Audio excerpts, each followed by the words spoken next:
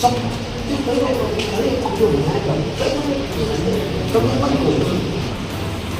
जल्दी।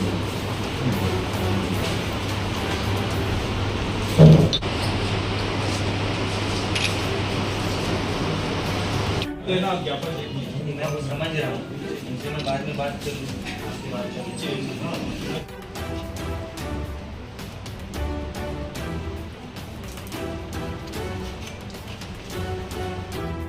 आज अधीक्षक महोदय मेडिकल कॉलेज राजनांदगांव से हम इस बात के लिए लिखित पत्र दिए हैं, जिसका हमने 2 दिन पूर्व पत्रकार वार्ता में छत्तीसगढ़ के इतिहास में पहला घटनाक्रम जो कि 20 डॉक्टरों द्वारा सामूहिक इस्तीफे मेडिकल कॉलेज के हुए हैं उस बाबत गए थे। हमने सरकार को, प्रशासन को, साथ में यहाँ के विधायक को अल्टीमेटम दिया है कि 48 घंटे के भीतर डॉक्टरों की व्यवस्थाएं यदि नहीं होती सही तो हम यहाँ के विधायक और वर्तमान के विधानसभा अध्यक्ष और 15 साल के पूर्व मुख्यमंत्री डॉक्टर रमन सिंह जी का वार्डों में पुतला दहन करेंगे और हर वार्ड में पुतला दहन होगा। जब आप खुद डॉक्टर हैं और डॉक्टर हो के आप मरीज की सेवा नहीं कर सकते इस प्रकार से, और आपके क्षेत्र में ये अव्यवस्था लगातार बनी हुई है, डॉक्टर लगातार मांग कर रहे हैं, तो आप क्यों उसमें मुखर नहीं हुए? अब कम से कम डॉक्टर इस्तीफा दे रहे हैं आपको, तो आपको मिलने आना चाहिए, बात करने आना चाहिए आपको। तो आपने बात करना भी उचित नहीं समझा। आपने प्रशासन के माध्यम से कमेटी बना देंगे बोले और छत्तीसगढ़ लोकार्पण का महोत्सव का लोकार्पण करके चले गए। ये गलत है और हम यहाँ पर मरीजों को होने वाली तकलीफ होती है, इसके लिए तत्काल हमने इस एक्शन लिया है। यहाँ पे सीटी स्कैन मशीन की भी व्यवस्था नहीं है, यहाँ पर MRI मशीन नहीं है, यहाँ पर एक्सरे मशीन नहीं है, और डॉक्टर रमन सिंह जी कर क्या रहे हैं? इसलिए ये निरंतर जारी रहेगा। 2014 में अधूरा लोकार्पण डॉक्टर रमन सिंह जी को हम उनको पूरा करवा के रहेंगे। शहर कांग्रेस कमेटी राजनांदगांव पूरा इनके साथ लगे रहेगी। डॉक्टर को पुतले जला के डॉक्टर साहब के इनके खिलाफ आंदोलन, धरना प्रदर्शन करके इनको जगाते रहेगी, ताकि आप यहाँ की जनता को व्यवस्था पूरी दीजिए।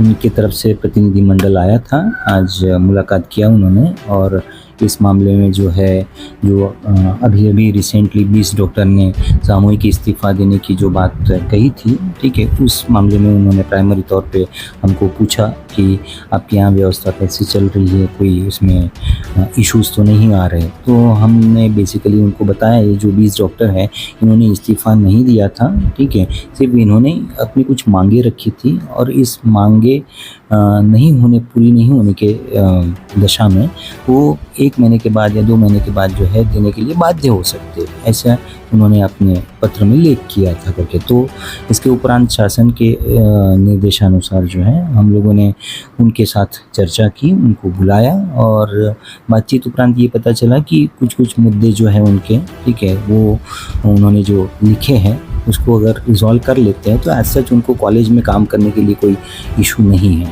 ठीक है, और वो सभी लोग काम करना कंटिन्यू कर रहे हैं। उसमें से कुछ डॉक्टर ने तो अपना नाम भी उसमें विड्रॉ करने के लिए जो है बात कही है, ठीक है।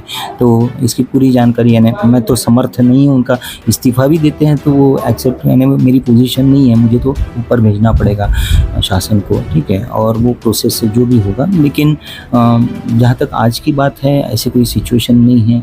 अस्पताल में पहले जैसे डॉक्टर्स काम कर रहे थे अभी भी काम कर रहे हैं, और जो है हालात को सुधारने की हम ज़रूर कोशिश करेंगे, इससे बेहतर बनाने की। कई डॉक्टरों पर आरोप है कि प्राइवेट प्रैक्टिस कर रहे हैं। हाँ, प्राइवेट प्रैक्टिस जो है उन डॉक्टर को अलाउ है जो NPA यानी नॉन प्रैक्टिस अलाउंस जो है वो लेते नहीं हैं।